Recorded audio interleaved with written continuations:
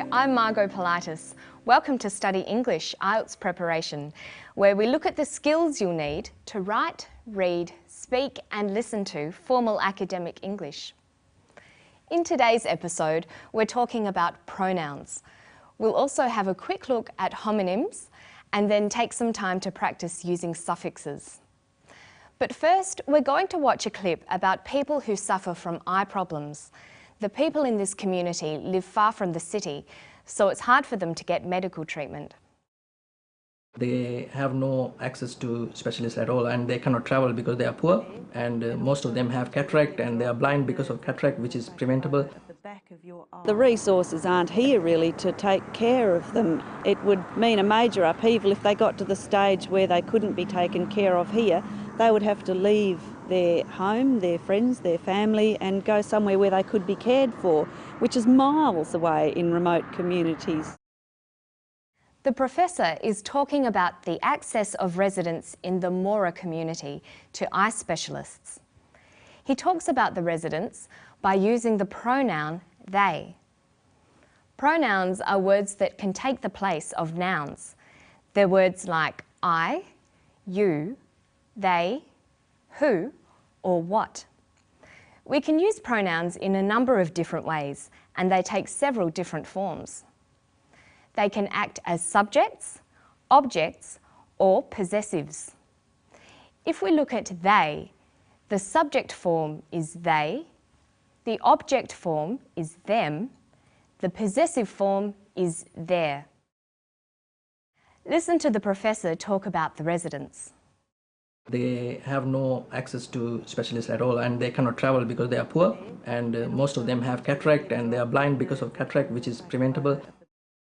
Here, they is used as the subject of the sentence. Did you notice that the subject and verb agree in number? They're both plural. The professor always says they have or they are. Let's listen to the clip once more. Most of them have cataract and they are blind. The resources aren't here really to take care of them. Both the speakers use the pronoun them after the preposition of. Most of them take care of them. Let's see how we can use them with other prepositions. We can say of them, to them, by them, for them, in them, on them, with them, or at them. Now listen for the possessive form of they, their. They would have to leave their home, their friends, their family and go somewhere where they could be cared for, which is miles away in remote communities. Here, their functions as a possessive adjective. It describes ownership. Their is used to talk about things that belong to the eye patients. The patient's homes, their homes. The patient's friends, their friends. The patient's families, their families. So there are three forms pronouns take. The subject form, like they, the object form, them, and the possessive form, their.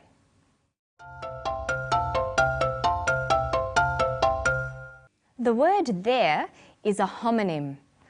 Homonyms can be words that sound the same but have different meanings, like there, T-H-E-I-R, and there, T-H-E-R-E.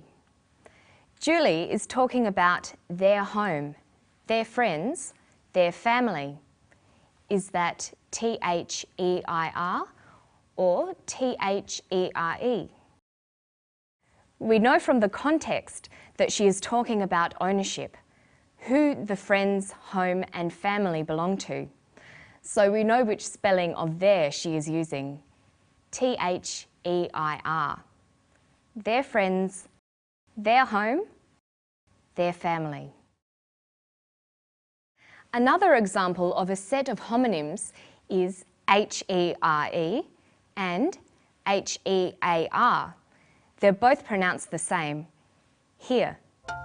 Listen for here. The resources aren't really here to take care of them. She says the resources aren't really here.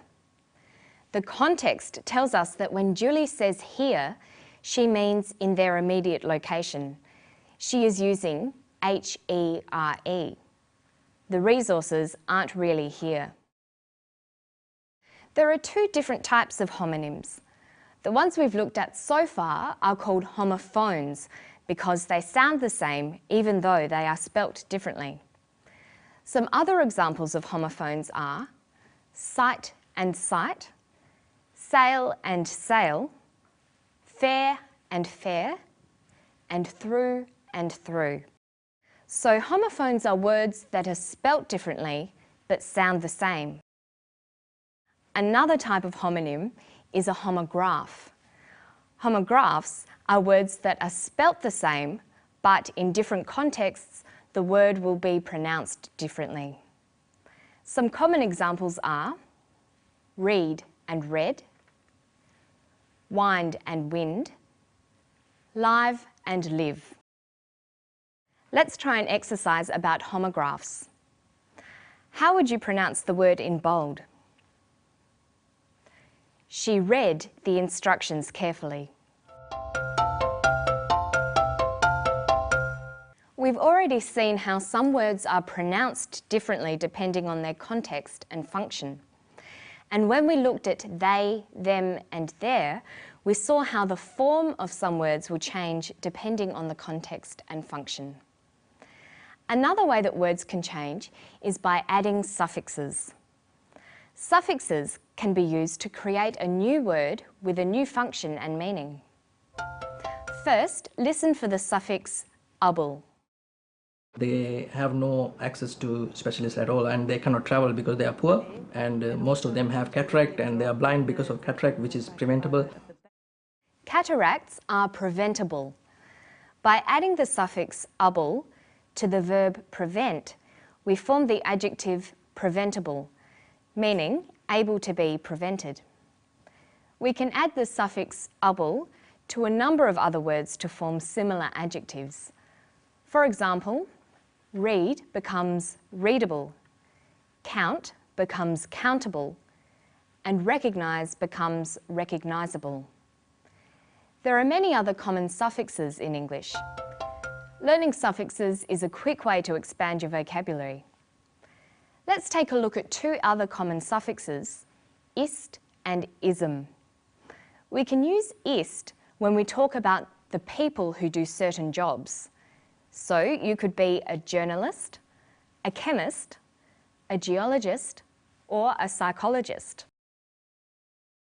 We use the suffix ism to talk about beliefs, ideologies, or movements. For example, Buddhism, modernism, realism, or Marxism. And the people who believe these ideas can sometimes be described by adding the ist suffix. So we get Buddhist, modernist, realist, or Marxist. So let's take a look back over what we've learned today. We've looked at how words change according to their function and context. First, we've looked at pronouns and the different forms they take: subject, object, and possessive. Then we talked about homonyms and the two different sorts, homophones and homographs. And we finished today with a few different suffixes, able, ism, and ist. If you'd like to spend more time on any of these topics, have a look at the Study English website. It's at abcasiapacific.com/studyenglish. That's all for today. I'll see you next time for more Study English IELTS preparation. Bye-bye.